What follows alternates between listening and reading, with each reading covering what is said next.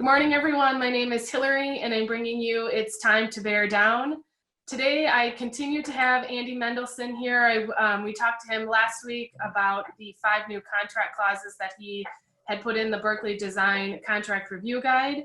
Today, we're continuing on that same guide, but talking about some clauses that they put in there for that must-have clauses that should be in there for design-build projects.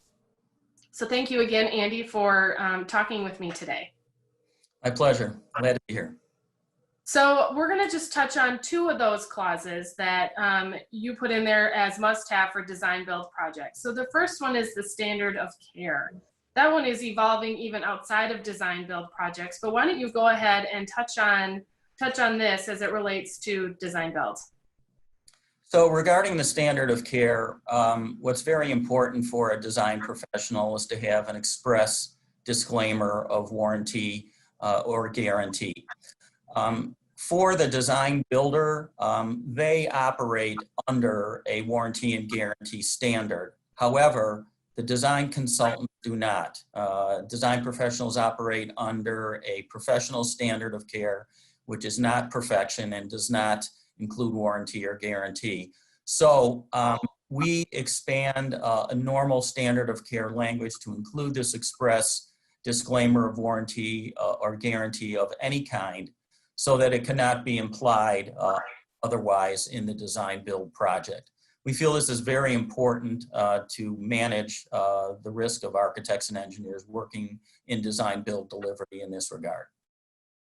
Well, and like you did on the other 5 clauses before, this one you have some great sample language to add in to the contract. So, you know, this review guide is so helpful in many aspects, but perfect language to try and get into your contracts and update those design build contracts. So the second one, that second clause we want to talk about is the quantity and cost estimating disclaimer.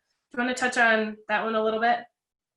Yes, this is a situation that has emerged from claims activity, particularly over the last couple of years, and particularly with regard to infrastructure projects, where the design builder, which tend to be very large construction companies, are being compelled to issue price guarantees or guaranteed maximum prices early in the project before design services are complete.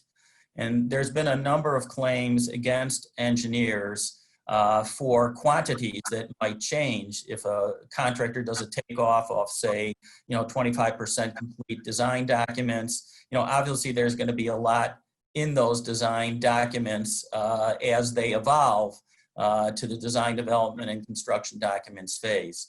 So it is actually a very real risk that the design builders risk that they are taking with guaranteeing price proposals to an owner will be compromised by their lack of including proper contingency or proper estimates for what is going to evolve in the project.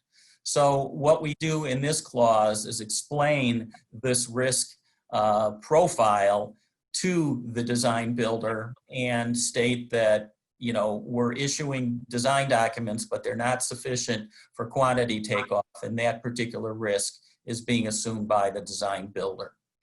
So, very, very important for the responsibility for cost estimating, for pricing proposals to be fully within the realm of the design builder and not the engineer or architect working on design build projects. Great, thank you very much, Andy. That's very helpful information. And with your 30+ years of experience in this industry doing that, and your experience as an architect, that definitely plays a role in how valuable this document is to design firms. Thank you.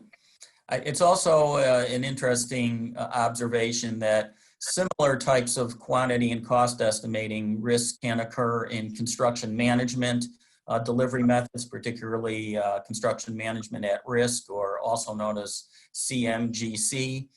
Again, where a CM at risk is offering fixed price proposals based on preliminary design documents. So this clause, while it's in our design build section, is also important for any delivery method where a construction manager is involved in pre-construction services.